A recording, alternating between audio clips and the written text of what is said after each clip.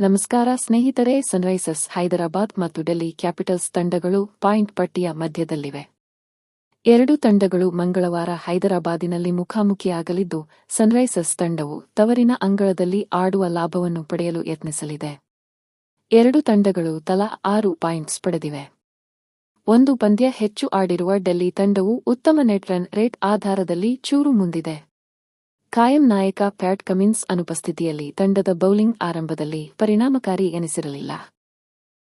ಆಸ್ಟ್ರೇಲಿಯಾದ ವೇಗಿ ತಂಡವನ್ನು ಸೇರಿಕೊಂಡಿದ್ದರೂ ಮಂಗಳವಾರದ ಪಂದ್ಯಕ್ಕೂ ಲಭ್ಯರಿಲ್ಲ. ಆದರೆ 2 ಪಂದ್ಯಗಳಿಂದ ಹೊಸಬರು ದೊರೆತವಕಾಶಗಳನ್ನು ಬಾಚಿಕೊಂಡಿದ್ದಾರೆ. ವಿದರ್ಭದ ಪ್ರಫುಲ್ ಹಿಂಗೆ, ಬಿಹಾರದ ಸಾಕಿಬ್ ಹುಸೇನ್, ಶಿವಾಂಗ್ ಕುಮಾರ್ ಅವರು ಹುರುಪಿನಿಂದ ಬೌಲಿಂಗ್ ಮಾಡಿದ್ದಾರೆ. ದಾಳಿಗೆ ಜೀವಂತಿಕೆ ತುಂಬಿದ್ದಾರೆ. ರಾಜಸ್ಥಾನ ರಾಯಲ್ಸ್ ವಿರುದ್ಧ ಪಂದ್ಯದಲ್ಲಿ ಹಿಂದೆ ಸಾಕಿಬ್ ಮಿಂಚಿದರೆ, ಚೆನ್ನೈ ಸೂಪರ್ ಕಿಂಗ್ಸ್ ವಿರುದ್ಧ ಇಶಾನ್ ಮಾಲಿಂಗ ನೇತೃತ್ವದಲ್ಲಿ ಬೌಲರ್ಗಳು ಸಾಂಘಿಕ ದಾಳಿ ನಡೆಸಿದರು. ತಂಡ ಇತ್ತೀಚೆಗೆ ಗೆಲುವಿನ ಹಳಿಗೆ ಮರಳಲು ಈ ಸುಧಾರಣೆ ಪ್ರಮುಖ ಪಾತ್ರ ವಹಿಸಿದೆ. ಆದರೆ ಬ್ಯಾಟಿಂಗ್ ವಿಷಯದಲ್ಲಿ ಇದೇ ಮಾತು ಹೇಳುವಂತಿಲ್ಲ. ಆಕ್ರಮಣಕಾರಿ ಹೈರಿಸ್ಕ್ ಮನೋಭಾವ ಬದಲಾಗಿಲ್ಲ. ಆದರೆ ಪ್ರತಿ ಬಾರಿ ಫಲ ಸಿಗುತ್ತಿಲ್ಲ. ಟ್ರಾವಿಸ್ ಹೆಡ್, ಅಭಿಷೇಕ್ ಶರ್ಮಾ, ಹಂಗಾಮಿ ನಾಯಕ ಇಶಾನ್ ಕಿಶನ್ 3 ಮಂದಿ ಒಟ್ಟಿಗೆ ಮಿಂಚಿಲ್ಲ. ಇದರಿಂದ ಕ್ಲಾಸೆನ್ ಹೆಗಲ ಮೇಲೆ ಹೊಣೆ ಬೀಳುತ್ತಿದೆ.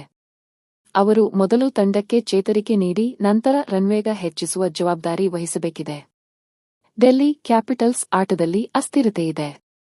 ಕೆಎಲ್ ರಾಹುಲ್, ಪಾತುಮ್ ನಿಸಾಂಕ ಮತ್ತು ಟ್ರಿಸ್ಟನ್ ಸ್ಟಬ್ಸ್ ರನ್ ಗಳಿಸುತ್ತಿದ್ದಾರೆ.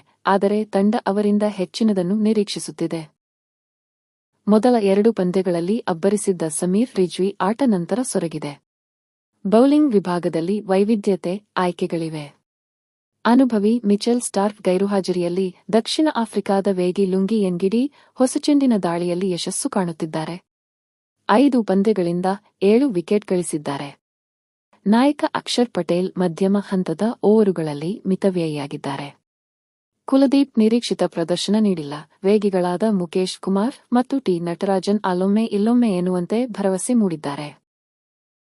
ವಿಡಿಯೋ ಇಷ್ಟ ಆದರೆ ಲೈಕ್ ಮಾಡಿ, ಹಾಗೆ ನಮ್ಮ ಚಾನೆಲ್ ಸಬ್ಸ್ಕ್ರೈಬ್ ಮಾಡಿಕೊಳ್ಳಿ. ನಿಮ್ಮ ನೆಚ್ಚಿನ ಆಟಗಾರ ಯಾರು ಅಂತ ಕಾಮೆಂಟ್ ಮಾಡಿ.